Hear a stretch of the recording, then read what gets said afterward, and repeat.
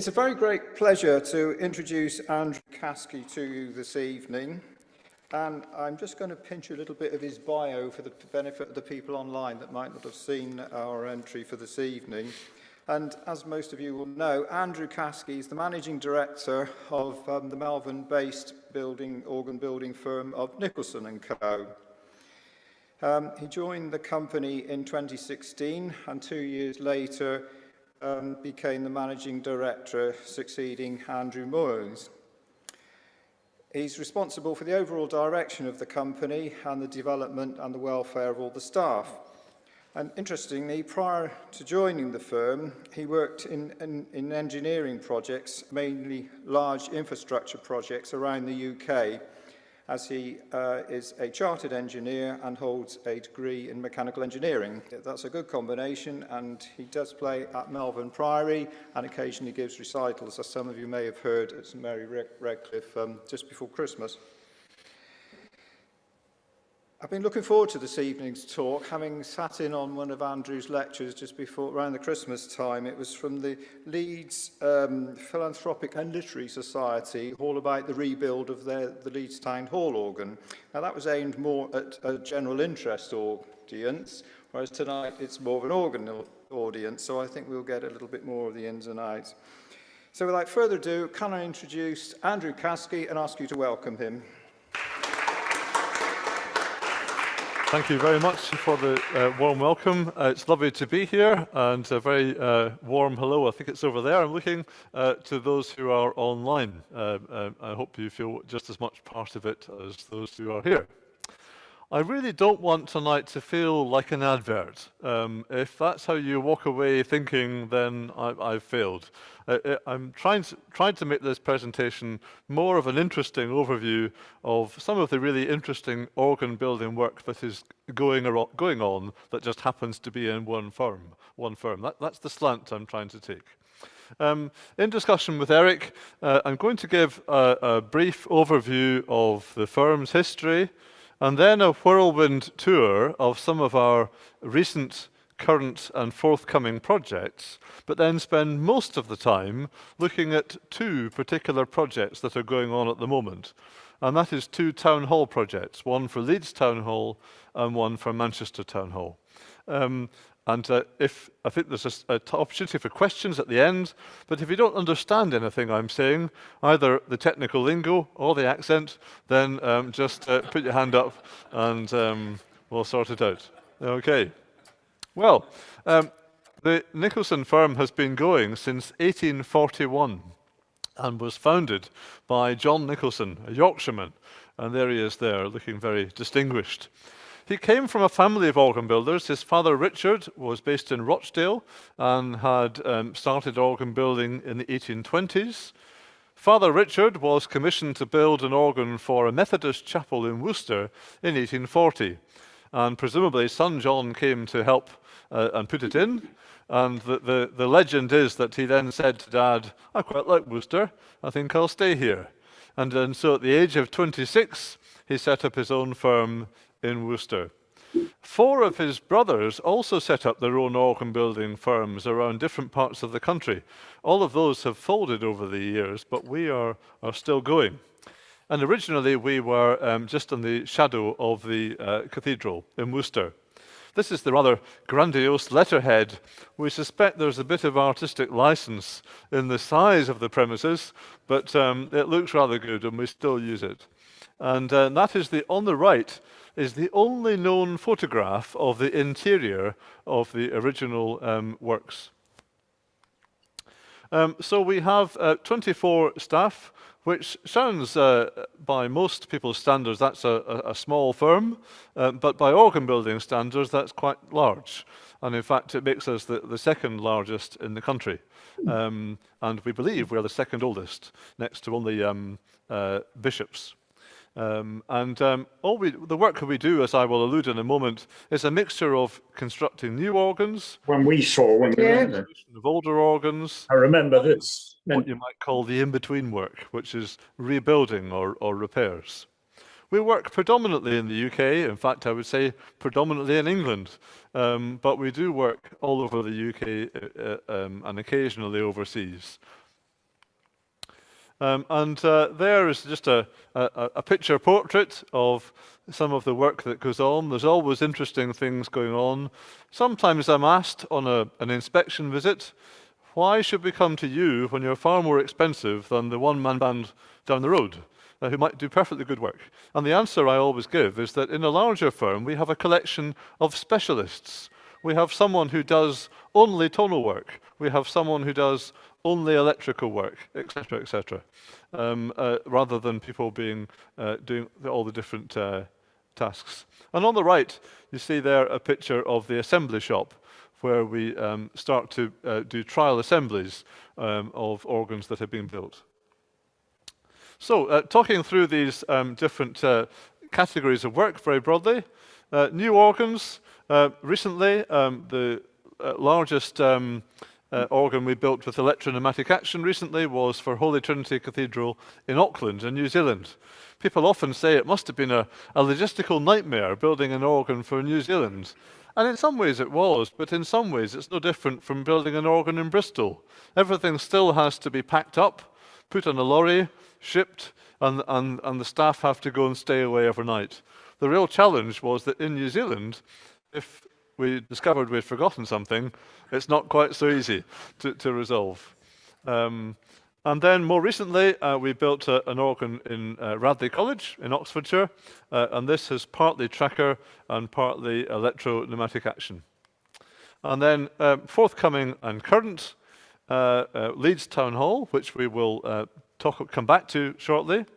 And then Gloucester Cathedral, the organ there is presently out of commission, and we are replacing all of the internals and much of the pipework in a new instrument for 2026, but the specification has been kept under wraps, hence the XX there. And then the next school organ that we are doing is for Charterhouse School in Godalming. And that is going to be another electropneumatic action instrument in these divided cases in this very fine chapel. But the cases are to be remodeled. At the moment, you've only got this width here, and we are adding these outer towers just to give the case a bit more presence in the building, and almost entirely new pipework and entirely new mechanism inside. A trend that's been growing recently is building new organs that are based partly on the pipework of a redundant instrument. This isn't cobbling together something on the cheap with second-hand bits that are strung together with bits of masking tape. This is a new organ that's properly designed on CAD and built to very high quality, but the cost is reduced and the tonal quality is assured by using the pipework from a redundant organ elsewhere. And one of these that coming up is for Dedham, which is on the Essex-Suffolk border, and presently has an organ that's really at the end of its life. It's been worked on by everybody and their dog, and it wasn't worth spending money on. But we are putting into that case a new organ that's based on a two-manual 26-stop Binns organ that was built for a small town hall in Glasgow and then relocated to a church in Glasgow in the 1930s. And in fact, that was us just a few weeks ago, lifting some of the pipework out, and that's now in safe storage near our workshop until we can start the project. A similar project is for St Mildred's Church in Addiscombe in Croydon. And they've got this very fine, striking building where they've got the real French cathedral model. The choir sing up at the front, so they need an organ up the front for accompanying choral singing, but there isn't room to build a big enough organ at the front for an instrument that would also support congregational singing. So they've gone for the French model, and they have a lovely 1980s, I think 13-stop Mander tracker action organ in the choir. And then they had a 1950s organ cobbled together, in that instance, in the back west gallery. That has died a death, and we are replacing that with a new instrument based on the pipework of a redundant Lewis organ from less than 2 miles away. And so we'll have this two-manual Lewis organ playable from the same console, speaking into this very resonant building. And this is a growing trend. The other extreme of organ building, away from new organs, is historical restoration. And this is taking an organ very seriously and not trying to improve it, not trying to make it better in some way, but trying to get inside the head of the original firm that built it. What were they trying to do? And either preserving that or restoring that if it has been altered. One of my favourite projects in recent years was just down the road from the workshop, Little Malvern Priory. That's the Priory of Little Malvern. It's not the Little Priory of Malvern, if you see what I mean. This has got a lovely little 9-stop, two-manual hill organ built in 1882, just a few years before Sydney Town Hall. It's had a very quiet life on the west gallery of this church, never been altered. We did a full restoration, keeping the flat straight pedal board and the lever swell. And it's a great joy. I always go back and play for the carol service on this organ every year. Another striking project recently was a restoration and relocation. A York organ builder called William Denman, his flagship instrument was built in 1885 for St Michael the Belfry Church. That's the church right next door to York Minster. The organ fell on hard times. It was altered substantially in the 70s, and then it fell silent in the 1990s. Meanwhile, St Lawrence's Church, just outside the city wall, didn't have an organ, and they wanted an instrument, and so the two churches came to a very amicable agreement that St Lawrence's could have the organ. And so we took the organ down, we brought it to the workshop, and we reversed all the changes that had been made to it, put it back to original condition, and then put it into its new home, where it looks like it's always been. It's a really remarkable fit. If you're interested to know more about this and other projects, there's lots more information on our website. It's really lovely. This organ is now used for accompanying a really, really good choir. And in fact, only today they put up a post of Howell's Call Reg service being accompanied on Sunday night, sung by a choir of largely students with this organ. There's a lovely little demonstration here of the organ's resources by my colleague, our head voicer, James Atherton, and it's worth hearing. Bear in mind, this organ sat completely silent for about 25 years. People wondering, what did it sound like? And even in its last years of operation, it was absolutely worn out. And so it's been a long, long time since anybody had heard this organ sounding as it should. The organ isn't quite finished. We still have some work to do on the action. The regulation hasn't finished. The trombone only went in about an hour ago and had its first tuning. So it's still a bit raw, but we just thought it'd be interesting to give you a little tour, a little improvisation, if you like, from basically from nothing to everything. It's a wonderful, wonderful organ, full of rich colour, character. There's nothing forced about it. It just sings into this wonderful, wonderful building. It's a sound that hasn't been heard for a long time. Certainly in 20 years, the organ hasn't sung at all. But actually prior to that, with all the alterations, really what we're hearing here is as close as we can get it to how William Denman left it in 1885.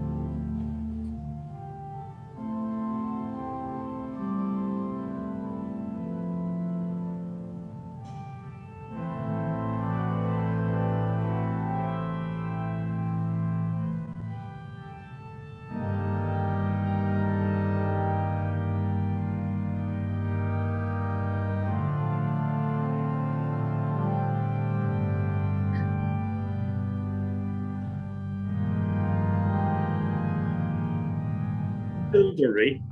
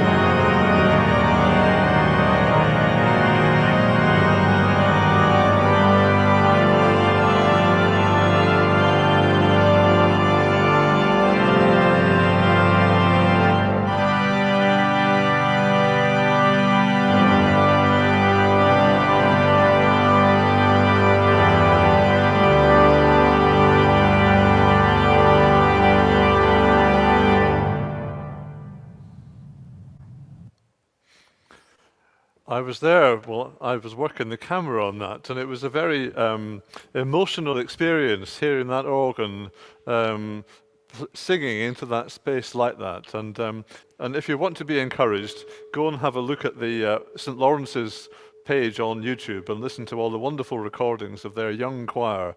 They've also started the first children's choir for 70 years in that church, and it's all been inspired because of the organ project. Another interesting one was just not far from the workshop in Herefordshire. Lovely Walker organ of 1870s, which had been frankly butchered in the 1970s in the fashion of the time. And it needed restored, but it also needed put back to how it was.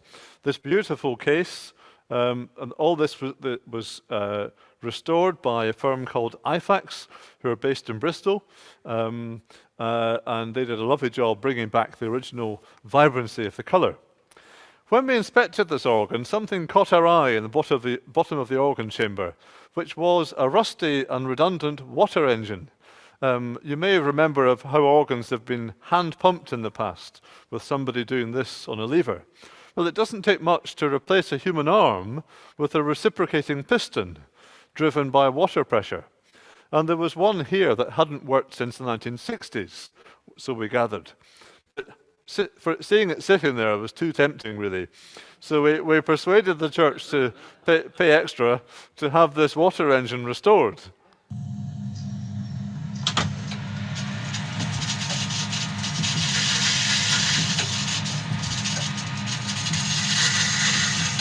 And that's pushing wedge bellows called feeders, which push wind into the bottom of the reservoir. And if you play, there's a regulator so that thing works faster. You use lots of wind, like somebody pumping harder.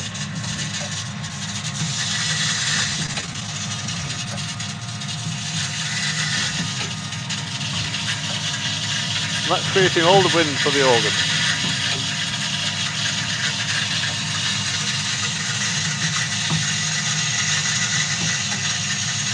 Sorry, hang on a sec. Is this nearly finished? What was that, Eric? Sorry.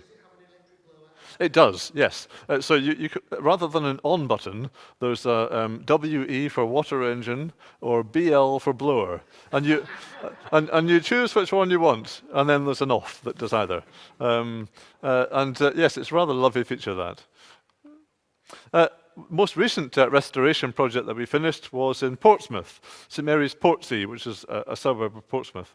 A very fine, big Walker organ, and quite important historically. This was the first attempt, really, by the Walker firm to move away from building very fine, modest instruments, like that one we've just seen in Moccas, to building instruments much more on a scale for filling a cathedral. And this was the first of a long line of instruments like St Margaret's Westminster and Holy Trinity Sloane Square, Bristol Cathedral, and York Minster and others. But St Mary's Portsea is a colossal church on cathedral proportions. And this is a large organ, but it is not a colossal instrument. And it's, it's basically on the large side of medium. And the pipework is of immense scale and driven very hard to get this organ to fill the huge space that it goes into. And it succeeded incredibly. It sounds wonderful in the space. As with many instruments, it was altered in the 1960s. The reeds were revoiced. The tonal changes were relatively modest, apart from the reeds. The pitch was changed, it was lowered, which lost a lot of the organ's vibrancy, and the console was replaced. So we had to return all that and put it back into good condition, and that included the reconstruction of the reeds back into the classic Walker pepper pot construction. So you get a degree of covering of the tone because the reeds are capped, but then you get some of the openness back again because there are holes at the top of the pipe. And it's a very characteristic sound that the Walker firm experimented with. And these were all lost in the 60s, and we had to recreate them, copying them from surviving examples elsewhere. The console was also replaced in the 1960s with a perfectly serviceable 1960s Walker console, but it felt incongruous sitting at this 1960s console and hearing this wall of Victorian diapason sound. And we were asked to build a new console in a replica style, but there were no drawings. This was the only photograph of the old console. And what was really interesting was that you can see the stops are arranged in rows rather than columns. And this was the result. We basically took what we could from that photograph, went to copy lots of other fine details from surviving Walker consoles elsewhere. We made a brand new nameplate in the period style, and these are all the replica draw stops and the replica toe levers, everything, unengraved thumb pistons, a telltale, everything is exactly, we think, how it would have been when that console was new. And you sit down at it now, and before you turn the organ on, you know what you're going to hear. And that's what any organ console should do, in my view. We tried to get everything just right. So on this organ, there is a double diapason 16-foot on the grate, whereas on the swell, there is a double diapason 16-foot tone. Does anybody know what the difference might be? The result Good guess, not quite. Basically, the Walker firm used tone when the pipework wasn't of the true length. So the double diapason on the grate is open pipes, so they are 16 foot long, but on the swell, it's a stopped wooden pipe of 8 foot, speaking at 16 foot pitch. And so it's not true 16 foot, so therefore it has the word tone next to it. And there's one of the things that the Portsea organ is famous for is for its huge diapasons. And there's a little demonstration of these now. Hello, welcome to St Mary's Portsea, where we are at the stage of tonal finishing of the organ. The organ itself is now working, we've got most of the pipes in, and we're starting the business of making sure that there are no loud notes, no soft notes, that all the balances as we want them are set up. And so I'm standing at the back of the church with this remote keyboard and a laptop, and I can sort of hear much better down here the regulation. So I just wanted you to hear these incredible diapasons. There's nothing quite like it. And I'm going to play first the choir diapason, build up with the swell, and then the grate, and just give you an idea of the richness of this amazing organ. So we'll start with the choir violin diapason.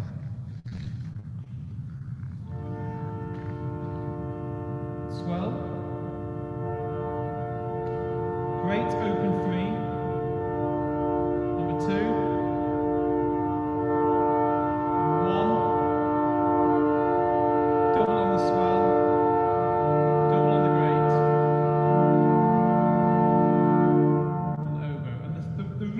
This sound is incredible.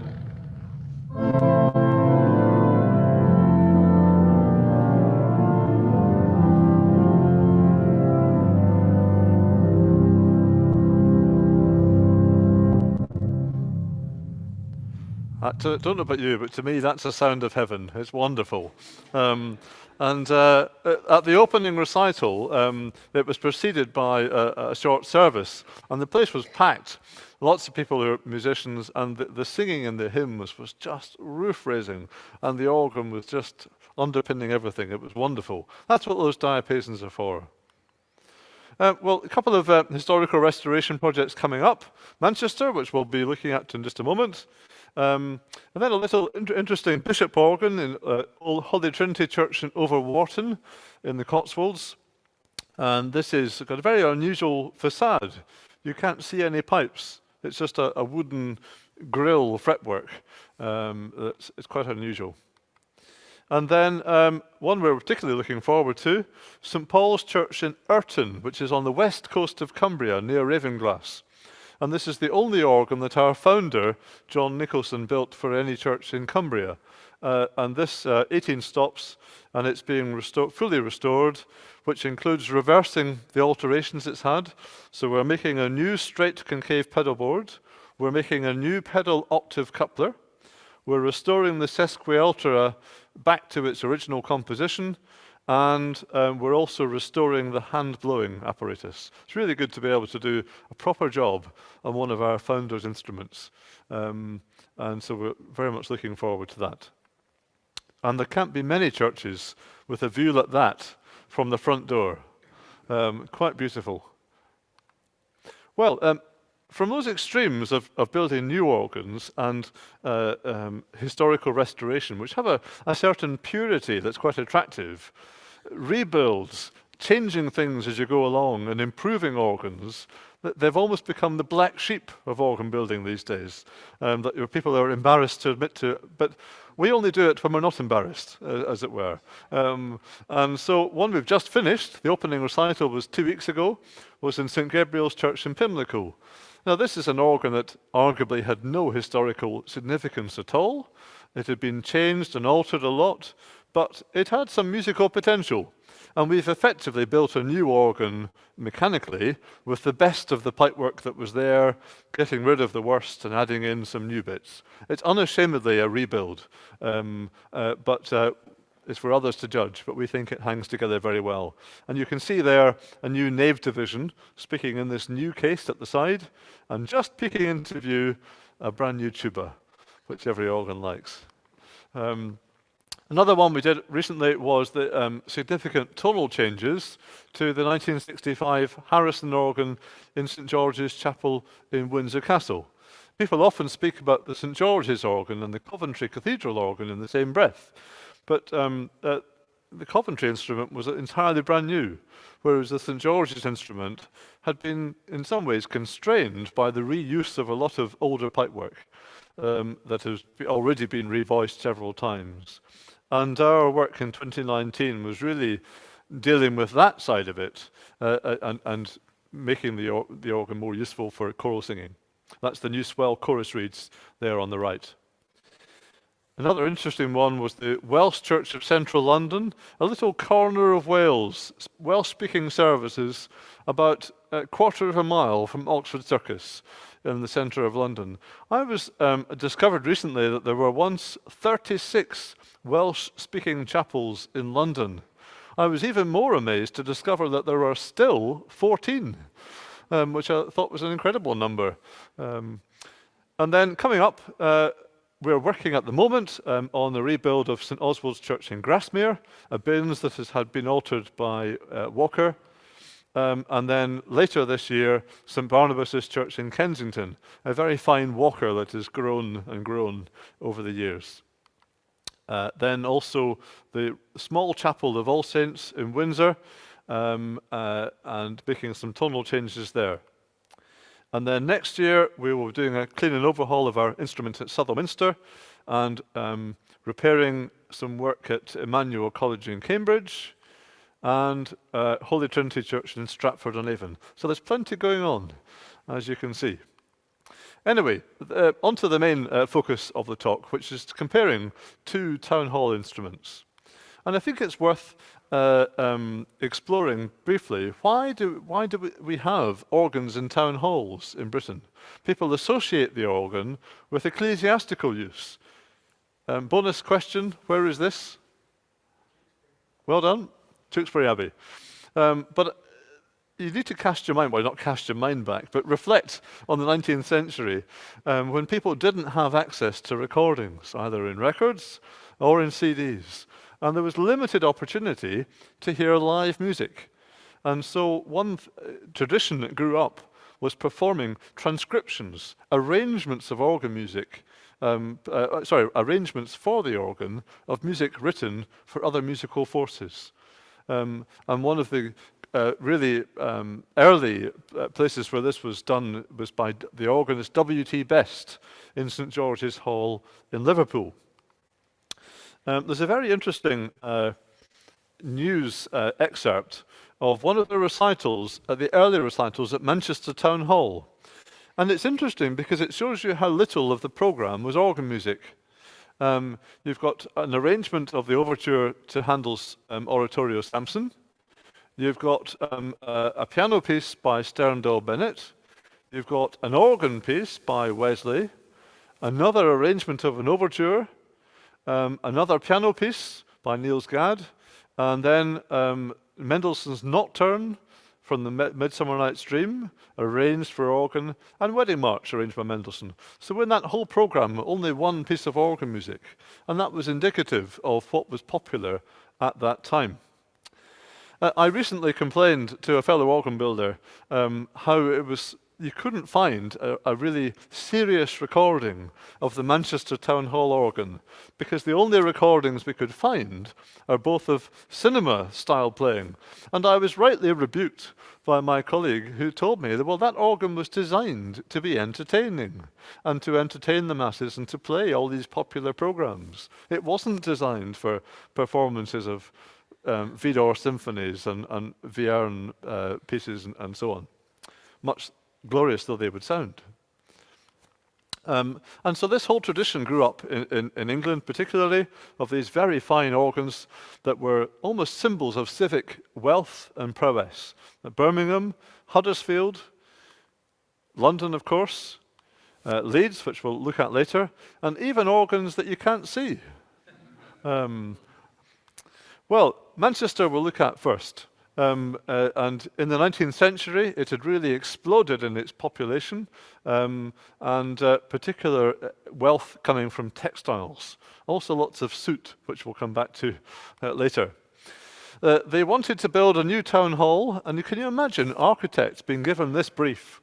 That the building has to be equal, if not superior, to any similar building in the country at any cost which may reasonably be required. And Alfred Waterhouse, the architect, came up with this beautiful Gothic Revival building. It looks rather fine, covered in soot, but it's been cleaned up since. Inside, it is quite extraordinary. The level of decoration, almost you might say more marble than the Vatican. Every corner is designed to impress. And this just gives you some indication of the wealth of the architecture.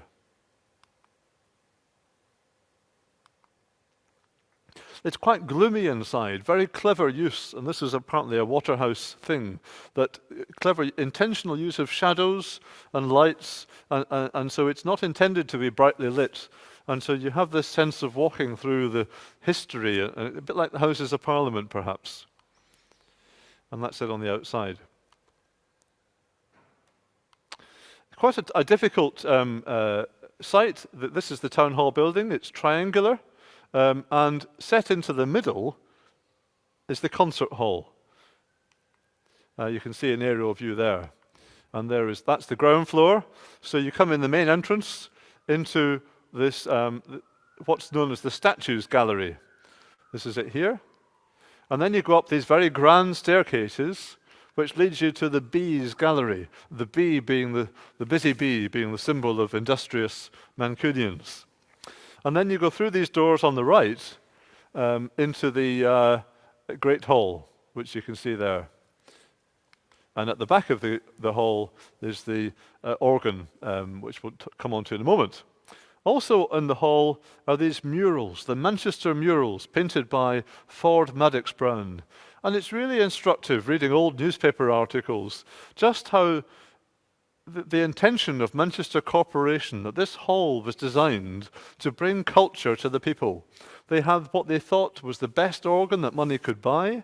They had paintings by a renowned artist of the time that depict important scenes from the history of the city of Manchester. And you get to the hall by walking through a sculpture gallery. All of that designed for the people. And this is one of the wonderful paintings on the side of the hall. Well, there's also lots of murals on the ceiling depicting places that Manchester traded with. And it was great to have an opportunity recently to see these really close up on the scaffolding. The organ there, you can see at the back of the hall, was in quite a tight space. Alfred Waterhouse, like many architects, had no idea just how much space organs take up. And he had designed this little box here, which you might get a very small 2 manual into. And they had to choose an organ builder. They could have gone local, a Manchester organ builder, giving them their opportunity to build their magnum opus. Lots of firms in Manchester at the time. But they didn't want to do that. They could have gone national. John Nicholson had just built a fine new organ from Manchester Cathedral, but even that wasn't good enough. Well, up the road in Sheffield, they'd built an organ, they commissioned an organ from a French organ builder, Aristide Cavaillé-Coll. And so, of course, Manchester had to do just the same. They couldn't be perceived to have gone any less. Sheffield was the first organ that Cavaillé-Coll built with 61 notes. So Manchester had to have 61 notes as well. They went to Cavaillé-Coll. He was renowned then and now as being the world's greatest organ builder in the 19th century. And he acknowledged really as a genius both in his engineering prowess, for the way that his organs really brought on organ building in great leaps, but also as an artist. He built famous instruments such as that in Notre Dame in Paris, Saint-Sulpice in Paris, where Vidor was organist for many years. In terms of his tonality, he brought a whole new sound world for music that didn't then exist.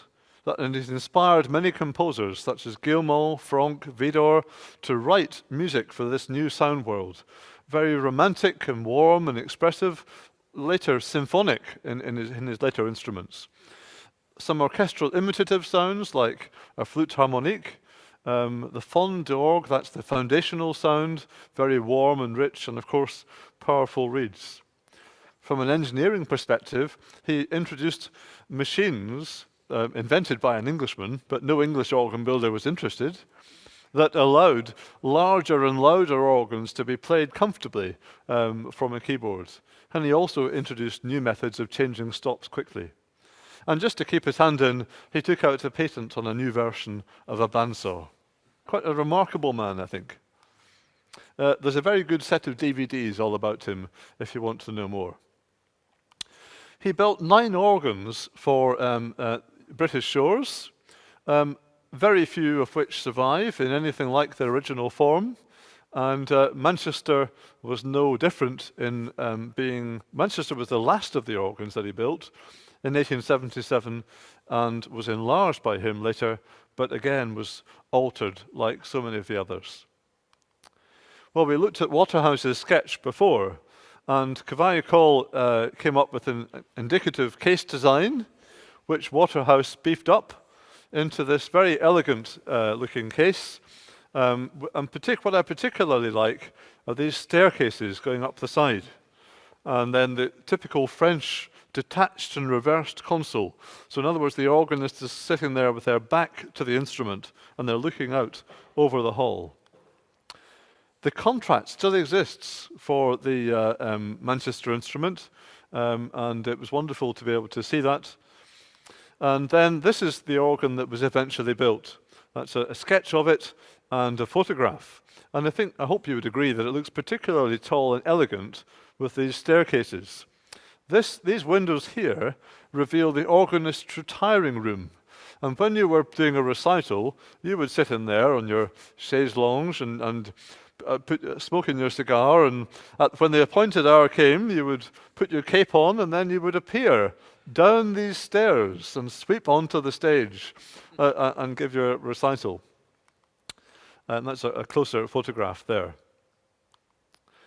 The space was very tight, and so Cavaillé had to insist that part of the organ went out of the chamber. What you can see here is a cross-section. That's the back of the chamber there. That's the front of the case. But then you can see this archway and this writing. In this space here, they had to squeeze more of the organ. All the wind-raising apparatus is in that separate room. And you can see that there at the back. Well, the organ was reviewed when it was built, and of the organ we're able to speak in terms of almost unalloyed praise. Oh, wonderful, wonderful, wonderful. The only great fault we can find with the instrument is a want of balance of power in the full organ. The pedal organ and the foundation work on the grate, though most excellent in tone, are scarcely of sufficient weight to counterbalance the 7-rank mixture. The very admirable items fail to combine for grand effect. Now, it's interesting to wonder whether that is with reference to a typical Cavaillé organ.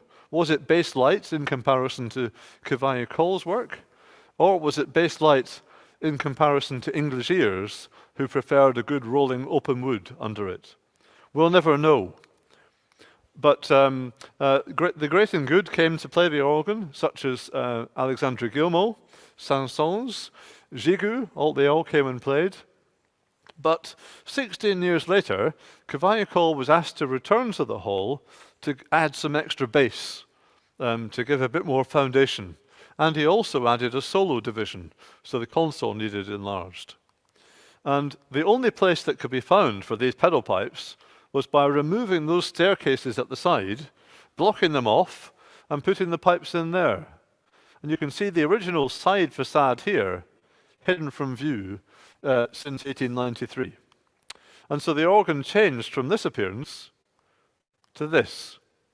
So you've still got the detached reversed console, but these archways have been filled in, and you can see just behind the upper parts of those wooden pipes. I think it spoiled its appearance, but and there's a painting in that form as well. there was some rumour that the extra pipes had been built in Manchester, but we were very pleased to discover on one of them a label for the Hutchison line, which on researching online was a shipping line that specialised in shipping from Paris to England. And all the pipework, we're quite convinced, is of Cavalier construction. But there was a constant pressure to modernise and improve, which never went away. And the Mancunians of the early 20th century didn't really relish playing on this organ. And there were letters such as this: anonymous concert organist, having had considerable experience of doing recitals in places like the Albert Hall, Crystal Palace, etc., I unhesitatingly declare that the Manchester organ is an instrument upon which I would not attempt to play to an audience without at least a month's study of its resources. So famous names became unstuck. Sir Walter Parrott came and played, and thoroughly well. Yes, this had been because there were complaints that why are we only getting recitals from the city organist? Wouldn't it be great to have other people come and play? So they got other people to come and play. But if we have a city organist who can and does offer varied and instructive programs, thoroughly well and artistically executed, why introduce, for the sake of a weak desire for novelty, other players of undoubted excellence on English-built organs, but who, owing to the complication of a French instrument, are unable to do themselves or their reputation full justice? And this is a picture of the console of the Albert Hall in Sheffield, which the Manchester organ console would have looked very like, with its double swell pedals and the terraced but straight stop jams. But you can imagine Mancunian organists of the time, without the internet, without YouTube, without all the resources we have and ability to travel, being faced with an organ console that looked like this and thinking, what on earth is this? How do I start? And why are these not moving any stops? And all these funny names. So it's easy for us to think poorly of them for altering what must have been a very fine organ, but you can sense a degree of sympathy. This is the only known photograph of the player side of the Cavalier console of Manchester. It's a very poor image, but it does confirm at least that it wasn't the amphitheatre style console. Well, this got to a head, and in 1912 and 13, the organ was comprehensively rebuilt by the English firm of Lewis. And really, you could describe this in one sentence as an Anglicisation of the organ.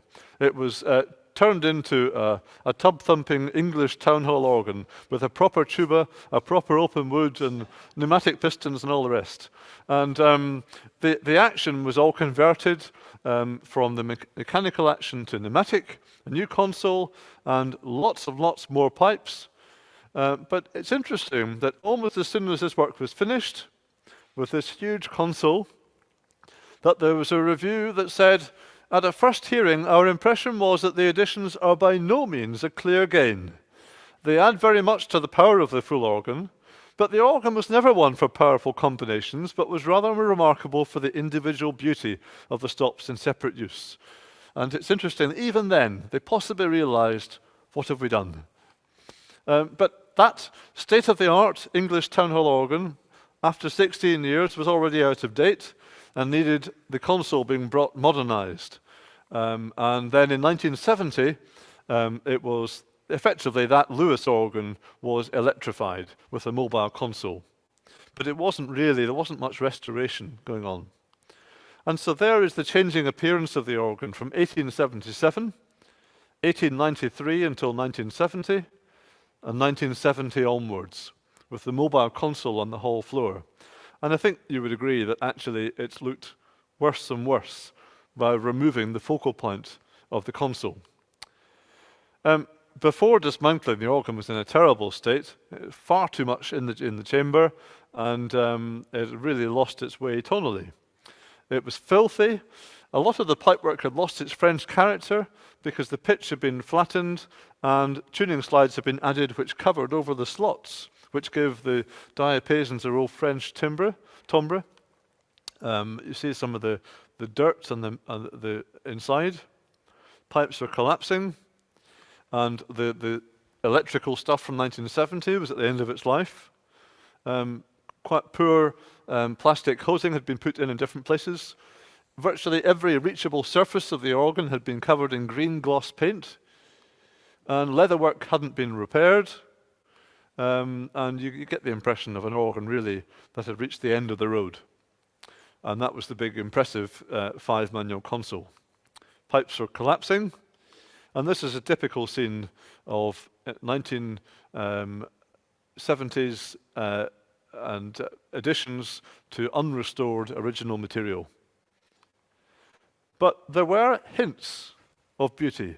And this is a little video of a very, very tired organ, but you can just sense that there's something worth restoring in there.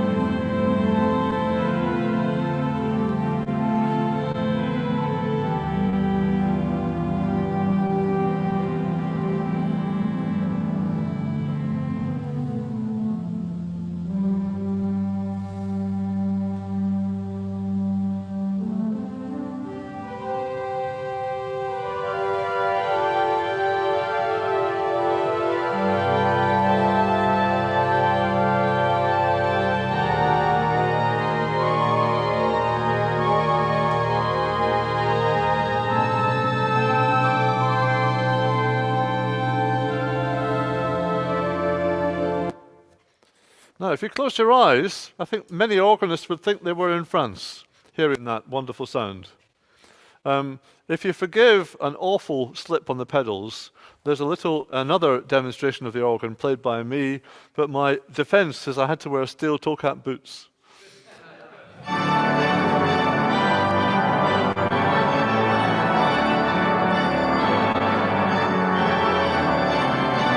There it was.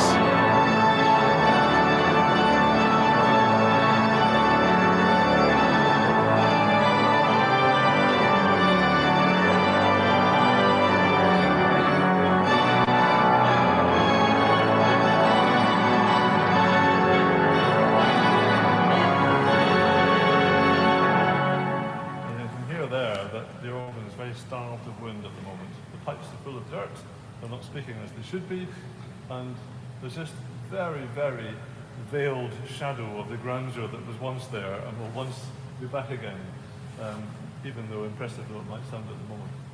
One of the interesting things about this organ is the particularly French flavour of the sound, and even yet at the moment there are hints of that. A classic sound of the builder that built this instrument, Aristide Cavani, was what we call the flute harmonique, which is a metal flute stop that is double the length it normally would be, with a little hole drilled halfway up, which gives it a very full quality, a bit like an orchestral flute, and you can hear that here. You'd almost think there was somebody inside there blowing a flute. And you might hear, as I go up the keyboard, it gets slightly louder all the time, which really means a melody sings out into the space. And there are lots of these flute harmonics on the organ. We've just heard that one. On a different manual there's another one. And another one here. And another one here. All different volumes, but all different timbres as well. Another particularly characteristic part of the organ is what we call the string stops. Now there's nobody in there playing strings with a bow, but there are organ stops that sound quite stringy.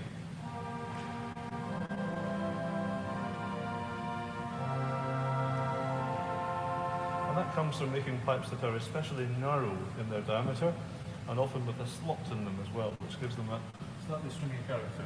And on this organ there are lots of strings, and what you can do is put them all together, something like this kind of sound.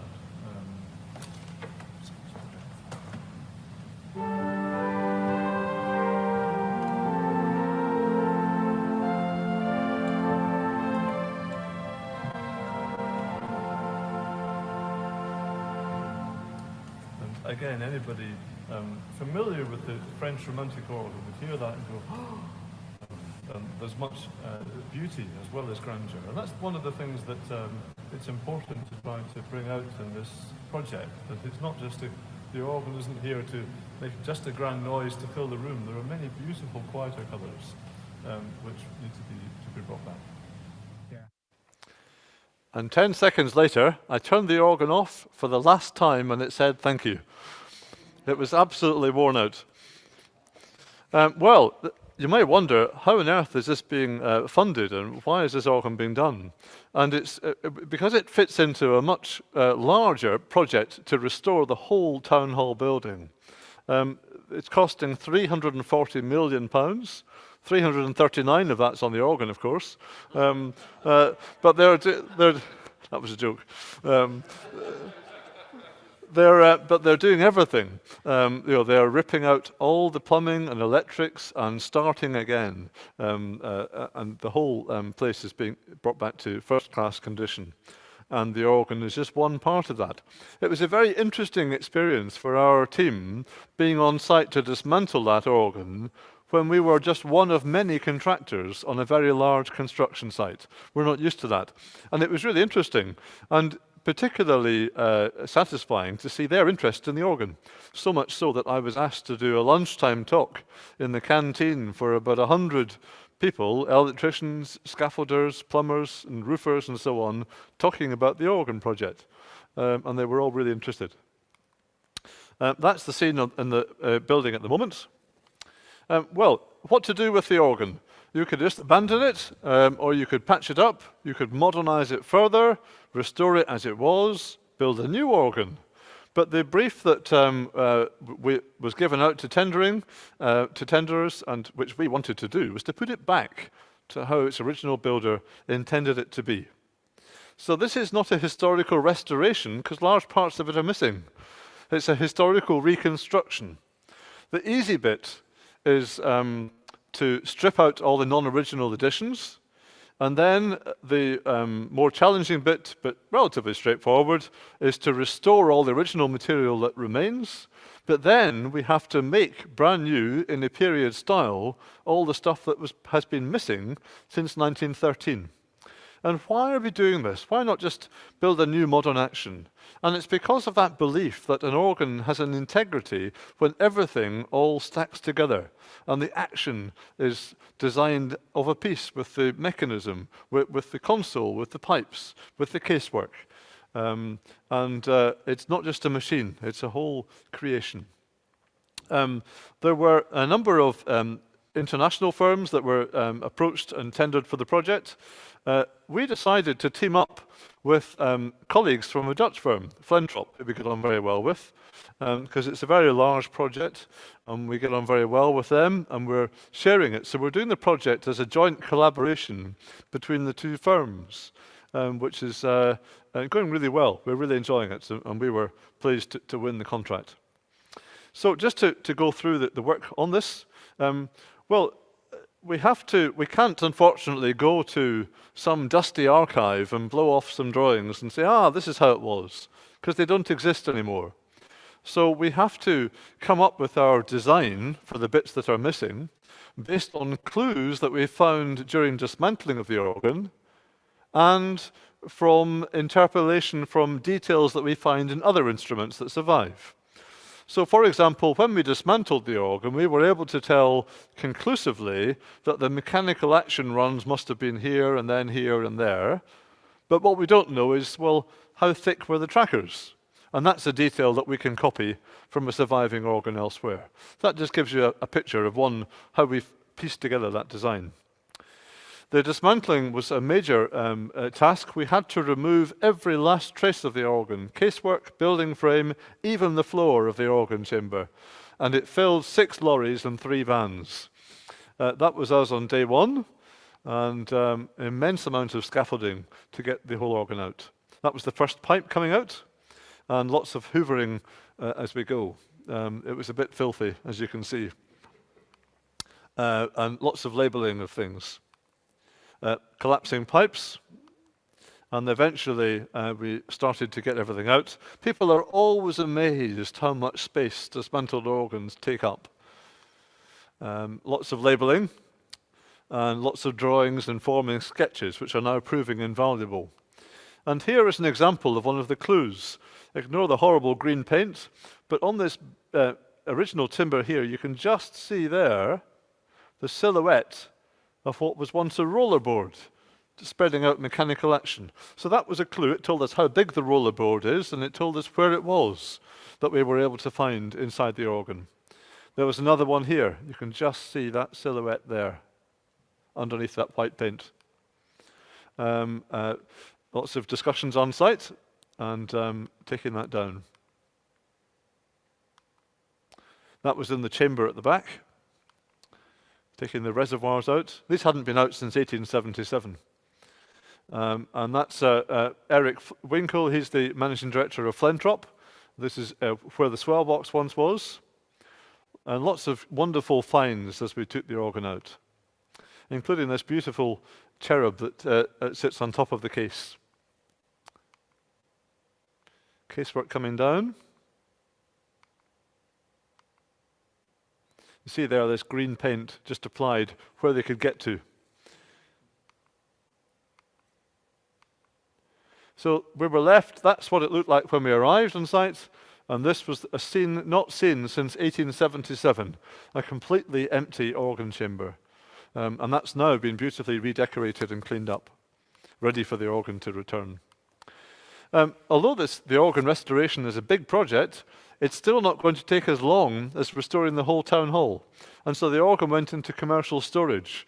And the only place that we could find that could take a dismantled organ of that size and keep it to humidity and temperature control was in Sussex. So it was a long way to take it down. But that's where it was for a while. And then eventually, half of it was taken away to our colleagues in Amsterdam, and half of it brought to our workshop. Frustratingly, there are some Cavalli Call drawings for other organs, but only up to 1875 for some bizarre reason. And the later archives are missing and have been for many years. But this is the demonstration of the mechanical action organ, for the organ in Sheffield, the detached reversed console, and then behind here you've got the coupling machine that does all the coupling between the different divisions, and then you have but one of several Barker machines that lighten the touch. And Manchester will be the same, except it will have 3 Barker machines. That we're also able to get some archives of soundboard dimensions from the Cavalli Call shop. And we had to do a research trip to France. It was a hard life. And here are some of us in Saint-Ouen in Rouen, slightly awed by this magnificent instrument. Well, we've done a really detailed 3D design of the organ, all the building frames, so that we can plot the routes for all the mechanism that we have to recreate. And that includes moving those extra pipes that Cavalli Call added in the place of the staircases. We're moving them deeper inside the instrument. He didn't have that opportunity because he couldn't take the whole organ out, but we can. And that means that we can return it to its augmented 1893 specification, but its original 1877 appearance. So the best of both worlds. The tuba stops were actually en chamade originally. They were horizontal, not sticking out the front, horizontal but inside the organ, like you see at the Sacré-Cœur in Paris. We've done lots of investigations in the workshop, how to get that green paint off. We'll skip that video, time's running on. And then lots more digging into things to find out what's happened to the organ in the past. There were over 5,000 pipes, but there will be just under 4,000. All the wooden pipes are being stripped of their green paint. You see, there's a lot of work to do there. This is a good time to take out shares in Paramost Paint Stripper. We're buying it by the gallon load at the moment. You see some of the metal pipework being cleaned and restored in the workshop there. They will eventually go onto the voicing machine. That's just an example picture. It's not the Manchester pipework. You can see there how these slots are covered up by these tuning slides. So these slides are removed and we'll be soldering on little tuning scrolls instead. Some of the reeds have been heavily altered with lots of loading. This is one of the restored stops. We've made new tuning scrolls, and we've made 5 new pipes for the doublet stop, where these were been missing or damaged.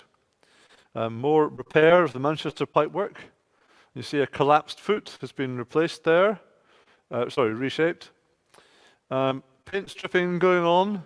Poor Ollie, our apprentice, all credit to him, he did this for 2 months without a word of complaint, stripping paint from these pipes. And then they were refinished in the yellow that they originally were. And you can see here, this is some of the yellow paint that has survived, albeit covered in 145 years of grime. And then this is what we've redone. And you might be sitting there thinking, that looks a bit of a patchwork. Would it not look smarter if you painted the whole pipe? Undeniably, yes, it would. But that would be painting over original paint that was put on by Cavallo Call. And these are some of the questions we have to wrestle with in restoration. So that is untouched and is being left as found. And then this is being repainted because it had been covered in green, and it's been put back to how this would have looked when new. So you will be able to see what we've restored, but it's been restored to how it was. Those pipes that were added by Cavallo Call, Lewis took the stoppers out to turn them into an open wood. And we're having to repiece these back to their original length, and then we're making stoppers to put back in again. That's some of the facade pipes being washed. Look at the colour of the water. Someone made a comment saying we forgot to put the tea bag in, but I wouldn't want to drink that. And then lots of design work going on. The casework has to be reconstructed with these staircases, and of course the console and the swell boxes. Lots more stripping paint going on in the workshop. Then there are 11 soundboards in the organ. That's some of them in restoration in our colleagues' workshop in Flentrop. And then one of the interesting things here is the devices that Cavallo Call used to separate the reeds so that you could draw the reed stops but not put the wind onto them until you pressed a vento pedal. And that was the mechanism for them, which has been reconstructed. That's the soot inside one of the concussion bellows we found. 145 years of Manchester soot. That was white when brand new. It was really disgusting, and it sticks to your hand. It just makes you think what people used to have to breathe in industrial cities. The solo soundboard was particularly poor condition. Lots of splits that had been screwed and opened up again. And we came to a decision with our colleagues and with the consultant, William McVicker, that this soundboard table, the top part, was beyond redemption and should be replaced. But not in modern materials, we've done it in oak. So that's the old table being routed off, revealing the grid, and then a new oak table being made so exactly the same as the original. And that's it, the new table back on. And you see the repairs here to broken ends of the bearers. This is a slider. And then this is a dovetail that we've put in just to straighten out a slider that wanted to go banana-shaped. The mechanical action all has to be reconstructed, including 3 brand new Barker machines and lots of tracker runs to do. I mentioned that drawing there. This is one of the drawings we've done for reconstructing the Barker machines. But the solo action and the other pedal additions are on pneumatic action. And that has to be reconstructed. That's an example of what pneumatic action looks like. And we've got examples to copy from Paris for that, to remodel. Then all the wind system has to be restored, all this plastic conveyancing removed and made new, like this. This is an example photograph. And then some 13 concertina trunks to be re-leathered. A mammoth job doing them. They were a real feature of Cavallo Call instruments. And then I think 14 reservoirs to be restored. That's some of them there. That's a before picture, I hasten to add. And that didn't hold much wind in the last days of the organ. And this green paper that Cavallo Call used, we've had to have made specially in France. It's an embossed green paper. It serves no practical function, it's just aesthetic, but this is the length we want to go to get the project right. And that's one of our organ builders, Luke, looking justly proud of his re-leathering of this reservoir. And here is one on test. So once it's finished being re-leathered, it's filled with wind to check that it doesn't leak. And I'm pleased to say it doesn't.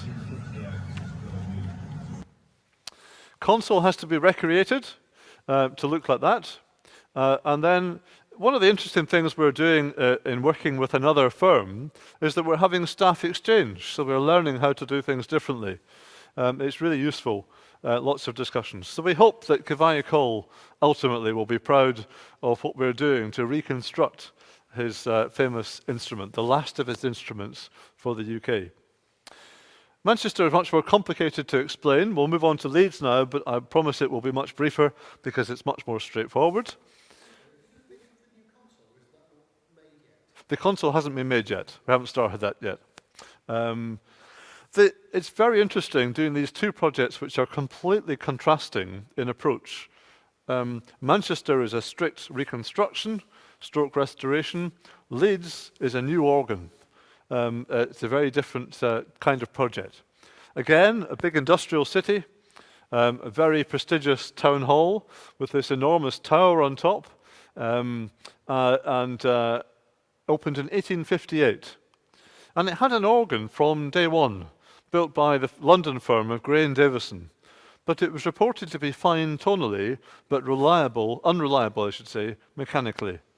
There's some wonderful old pictures of it here, and some diagrams showing that even there, some of the wind-raising apparatus had to be put into an attic behind. It had been rebuilt several times by Abbott and Smith in 1905 with lots of pneumatic action, and then the Huddersfield firm of Wood Wordsworth in 1970 to make it much more neoclassical and brighter. But this was the scene we were faced with, a real mixture of different styles of mechanism, different periods of pipe work, all of it in poor condition. What do you do with it? Lots of redundant old bits of plastic and electronics. Again, the questions that we were faced at Manchester. Arguably, there wasn't a case here for restoring as is, nor for putting it back to some golden era that didn't exist, because the organ had always been deemed slightly unsatisfactory in some way, either tonally or mechanically. And so the bold decision was taken to start again. We are building a brand new mechanical instrument, so everything inside the case, even the building frame, the expression boxes, all the wind system, all the chests and soundboards are entirely brand new, not a reconstruction to a modern design. And about 50% of the old pipes are being kept, and all the rest will be brand new. The case is being retained, and refurbished, and we're totally rethinking the tonal concept of the organ. There are 4 manuals with 6 manual divisions. Everything has to be laid out very carefully on computer. We designed the organ in 3 levels. On the bottom, you've got the unenclosed choir, and then an enclosed echo choir. On the middle level, we have the grate, and then the enclosed solo. And on the top, we have a grand division. It's like a super grate. And then behind that, the swell. And then this is looking down from above. You've got this tower of 3 levels, and then you've got the pedal chests on either side. This is the spec. So a big pedal department, which includes the addition of a second open wood. Quite a luxury to have open woods 1 and 2. But that's what we're going to do. And new big reeds as well. The choir organ you could almost call a positive. It's quite spiky and unenclosed, and the traditional choir organ is really the echo choir. Then the grate is relatively unaltered from before, but to take the pressure off it, no pun intended, to be dominating, we have this grand division, all new with a 16-foot series mixture. Then the swell with some extra romantic sounds returned, and then a solo division with a new tuba, French horn, orchestral trumpet, strings, and other delights as well. Dismantling of the old organ took place. That was quite a quick job compared to Manchester, because most of this was going in skips rather than carefully taken apart to be documented. And there were some of the pipes coming out. We were very fortunate that these 32-foot facade pipes were hidden halfway up by a thick wooden band, which meant that we could chop them in half to get them out. And then we can just clamp them to put them back in again, and you won't see the clamp because it's behind that wooden band.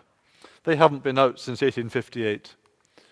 And it was a remarkable scene when we saw the completely empty chamber, that's looking down from above, for the first time since the 1850s, and it also makes you realize just how colossal this wheel is on the top. It doesn't spin round, unfortunately. It's just I think an industrially inspired design feature. And then lots of work going on. This is the new open wood one being built. That's it there, of enormous scale. It's 5 notes bigger than the open wood at Auckland Cathedral, and this will be on 7 inches, so that the organ will hopefully have lots of foundation underneath.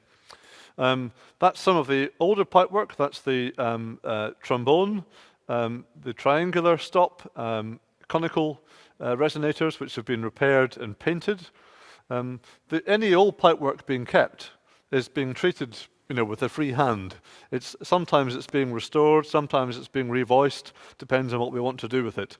This is very much, it's being kept if it has a role to play in the new tonal scheme. Some work on the reeds. That's the feet for some new flue pipes.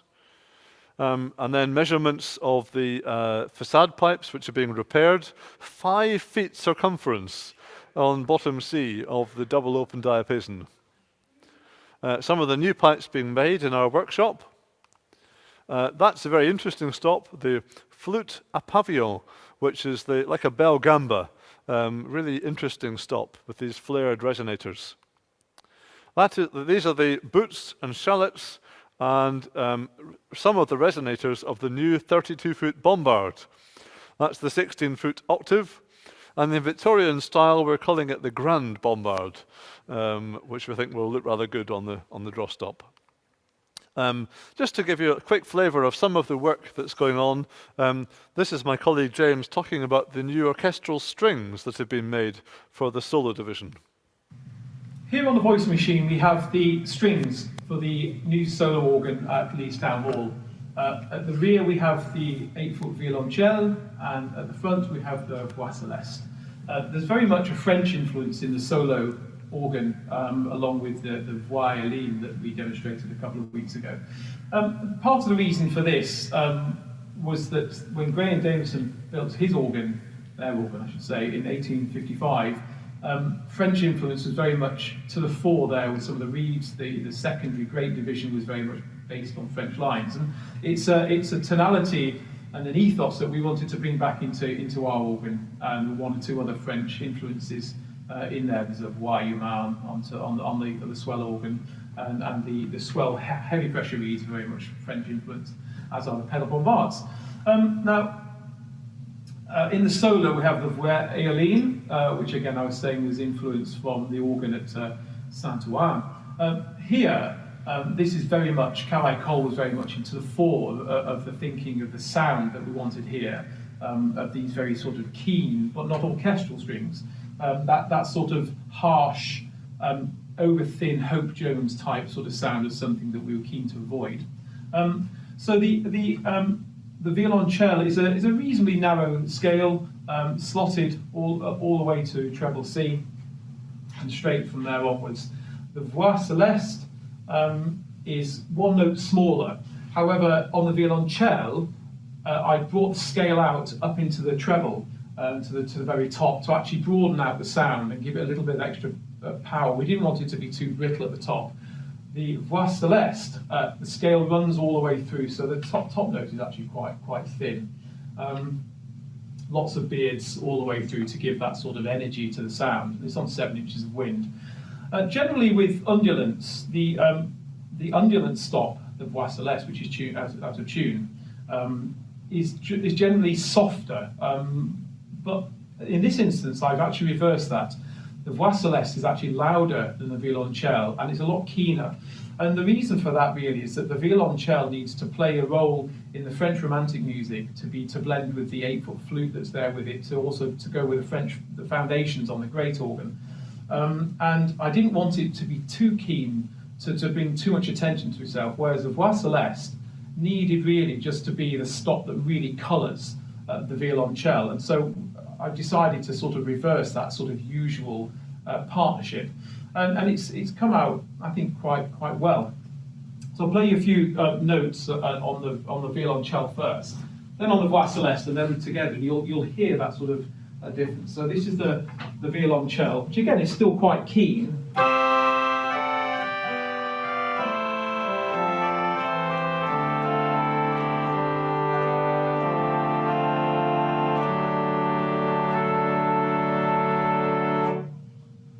And then the Voix Celeste.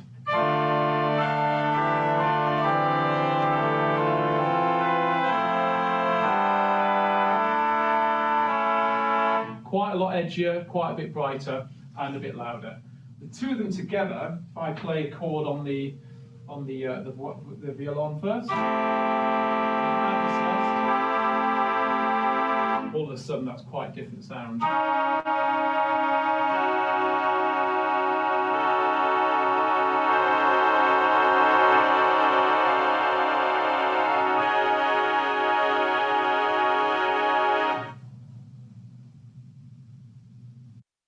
That's the process of voicing that we go through. After the pipes are made, they go into the voicing room to be given their sound. There's some of the grand diapason, a colossal stop on 7 inches of wind that will really fill out the organ. And we've been copying suitable examples of things that have inspired us. This is a French horn that we quite like. So this is going to be the French horn for the solo division. Some of the swell mechanisms being made for the shutters. Reservoirs, I think there's 11 of them to be made and leathered, all done now. And then the soundboards. And we're well on with these. There's one of the grids being formed, the holes being drilled, the well assembled, pallets being made, pallets being fitted, and then work's been going on in the hall to repair the facade pipes. One of the interesting things about the facade pipes is that decoration is not original. The organ originally had a very fine stenciled decoration, but in the 1950s that was perceived as very old-fashioned. It was probably very dirty as well, and the whole hall interior, including the organ, was covered in magnolia. It probably looked very contemporary at the time. In 1978, the hall interior was redecorated back to a Victorian style, as was the organ case. But they didn't know what to do with the organ pipes, and they made a bold attempt, but it was pretty crude, with just basically the magnolia with massive stencils on it. But we uncovered, through some investigative work, the original stenciled design hiding under the magnolia. And you can see the intricacy of the design there and the colours. And we also found a drawing, you can't see it on this screen, but it shows just how intricate all the designs were. Well, the council managed to find some extra money, and I'm very pleased to say that Robert Woodland has been commissioned to recreate the original stencil decoration on the pipes. So that will look really spectacular, I think, to the organ, giving it back its very detailed decoration. The casework itself has needed quite a bit of repair, lots of missing bits that have been carved by our team. Here's some more, the example there that's been carved to replace the bit that's been broken off. All these are, 40 feet up in the air, but you do see them. Another interesting detail we saw on an old photograph, these little 4 balls at the top of each pipe, which are no longer there. But we noticed when dismantling that the little stems that held them had been cut off. So we've bought new balls and new stems, and they're going back on again. Yeah. And then there are 38 unit chests to be made, but I say about a tenth of the way through them at the moment. And then, of course, we need to build a massive building frame, the skeleton structure that holds the organ up. And lots of timber being machined for that, and all the joints made. And then we have to put it all together. And the trial assembly of the Leeds building frame started today. And so taken today, these two photographs show the building frame for Leeds starting to go up in the workshop, and it will fill our whole assembly shop. In fact, we won't be able to get the whole organ up at once. We have got to do it in 2 levels. So we're doing the bottom 2 levels, and then we'll take it down and put that into the hall, and then we will assemble the top 2 levels. And then the console originally was up here, just underneath the facade. And then in 1970, a new console was made down here. And I'm pleased to say that the new console is going back up there, where in the rate seating, where it will look, I think, hopefully very good and prominent underneath the restored facade. That's the console design. And it's obviously it will be seen closed a lot when it's not being used. So it's important that it looks good when it's shut as well as open. And so we have these Yorkshire roses set into the panels on the doors. And then lots and lots of discussions, as you might imagine, about where to put the stops and pistons and so on. The keyboards we've already had made. And that's the exciting Leeds project. Work continues. Installation is due to start this summer, and with completion of the organ next year.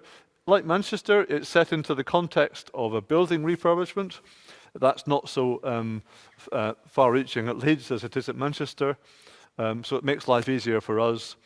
But hopefully that's given you a bit of a flavour of these 2 very contrasting projects. It's a real privilege to have any town hall organ in the workshop, but it's quite remarkable to have 2.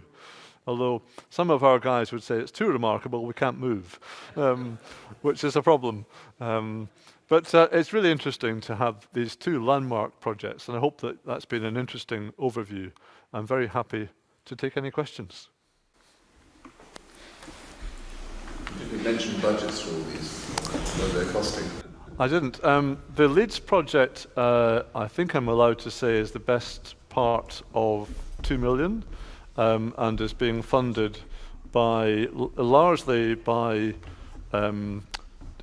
subscribers and people donating to the project, but to fit in with the council's timing of the hall refurbishment, it is being underwritten by the council, and then is being paid back by a trust that has been set up for that.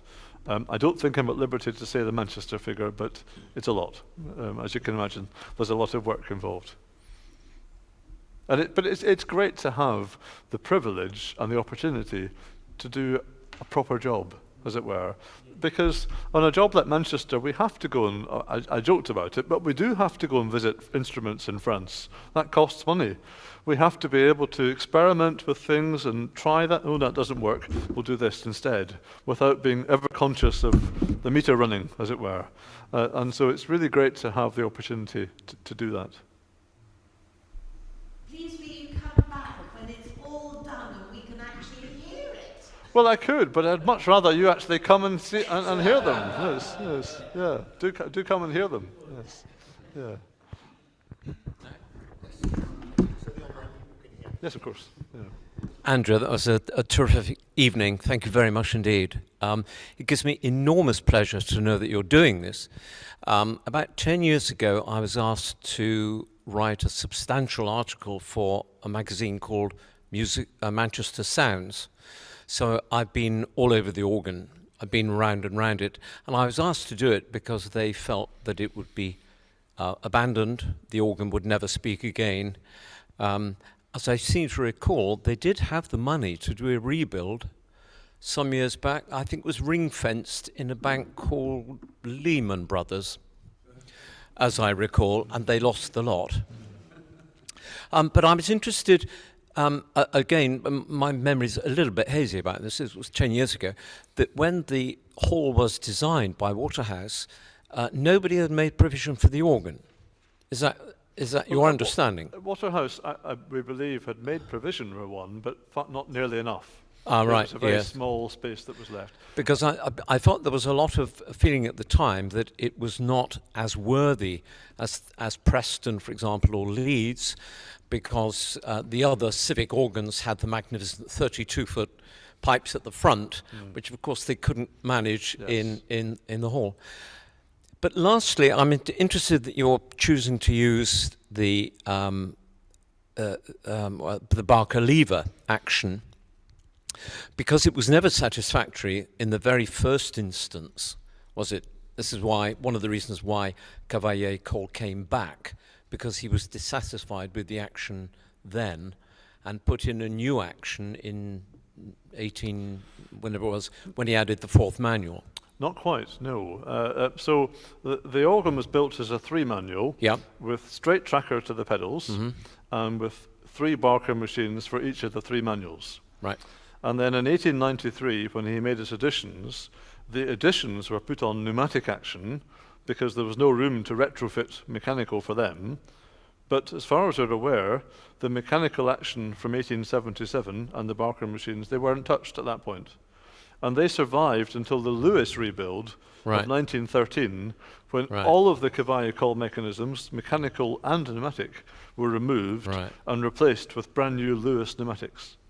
Okay, I think this is what William McVicker was telling me, but perhaps I've misremembered. I think possibly, yes. And also, sorry, absolutely lastly, Sorry, the Lewis edition, that wasn't T.C. Lewis, was it? No, it wasn't. No. So No, T.C. then it Lewis, wasn't. his involvement in the firm ended, I think, about 1901. Yeah, So this yeah. was the Lewis and Company that was formed after he departed. Anyway, I'm absolutely delighted.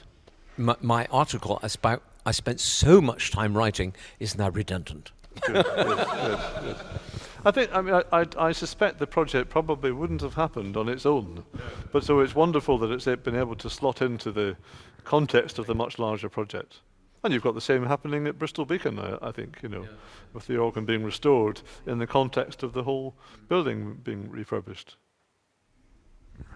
I'd make an interesting comment. There's nothing we could. It's relevant to the Bristol comparison in the sense that there are 3 concert hall organs that are currently having significant work done on them. Your 2 plus the Bristol Beacon, and the contrast of the 3 projects I would make is that the console for your 2 are both sitting on the stage in the hall. The console for ours is in a cupboard downstairs that needs a lift to get it on the stage to be able to play it. That was something that was talked about in Leeds. It was a relatively recent decision for the Leeds console to go up onto the rate seating. The original idea had been to have it like the 1971 on a hoist, a bit like a Wurlitzer, except you don't sit on it when it's played. But it disappears from view and can be covered over, or it could when it was there. But the real challenge there was that hoist was only built for a 3 manual console, and very tightly for a 3 manual console, and we couldn't get our larger console onto that same hoist. And other ideas were talked about, like treating it like a grand piano and wheeling it off the stage and then onto scissor lifts and then down into the basement, whatever. But for the reasons you've just alluded to, of, well, what if somebody wants to come in and play the organ? Oh, well, you can't because there's no stewards on today, so we can't get it moved up.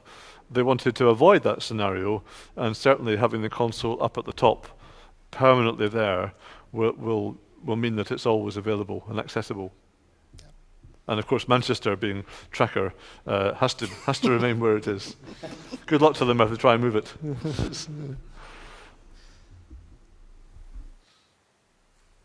Anybody else? Exciting projects. I've been excited to hear about them. Yeah. Yeah. I think it's just one final comment as well, that on Leeds, the older pipework that is being kept is being treated effectively as virgin material to be used however we want into a new tonal concept. Whereas on Manchester, it's the whole idea of historical restoration is that we're not trying to impose ourselves on the instrument. The last thing I would ever want anybody to come along and say when they hear the Manchester organ is, oh, they've turned it into a Nicholson organ. And that's not what we're trying to do. And in a historical restoration, you come across things in the mechanism and in tonal voicing that you think, we wouldn't do it that way. And there's sometimes perhaps a temptation to, well, let's make it the best instrument we can make it. But that's not the brief. The brief is to make it the instrument that the original builder intended. And that's a tension that's important to maintain. I mean, it's actually quite easy on Manchester, particularly, because it is a very well-built organ and it's beautifully voiced. But not every organ of historical significance is quite so easy to approach in that way. And sometimes you have to make difficult decisions about, let's leave this, or is there a case for making some change? Well, thanks, Andrew. That was absolutely fascinating, and also the level of detail that we went into, or you went into, and I'm sure we just can't wait to see these fantastic instruments put back in place and playing again. There's got to be a lot of mileage in the town hall tradition, and it really brings the music to the masses. And who knows, with the cost of moving symphony orchestras around, it could well be that they enjoy their renaissance and come back with us. So it's great that there's companies like yourselves that can be keeping them going and rebuilding, and also rebuilding sympathetically to what they were originally. Lots of terrible things have happened to organs over the years, as we all know. So thank you very much, and if we could show our appreciation, and would you please accept a small gift for doing the talk tonight? Oh, look at that. Thank you very much. Thank you. That's very kind of you. Thank you. Thank you all. Thank you. So thanks everybody for attending this evening, and I'd particularly like to thank our hosts this evening, St Monica's, and any of the St Monica associates and residents who are with us this evening and providing these wonderful facilities, and also for the production team, Alan, Matthew, Malcolm with the projector, and also Eric with the teas and the coffees. It's really interesting that we've got more people online tonight than we have in the room, and it just shows that doing these blended events, is the word that I believe is applied to it now, is well worth it, especially during the winter months when the talk lends itself. So thanks all to the production team. And our next event is on Monday the 6th of March, which will be a night in the cathedral, which will be our last chance to have a look at the organ before that one's taken to pieces, and a chance to play it, and I think we'll hear more of what's going to be going on with it. So thanks all for attending, safe journey home, and we look forward to seeing you all again soon.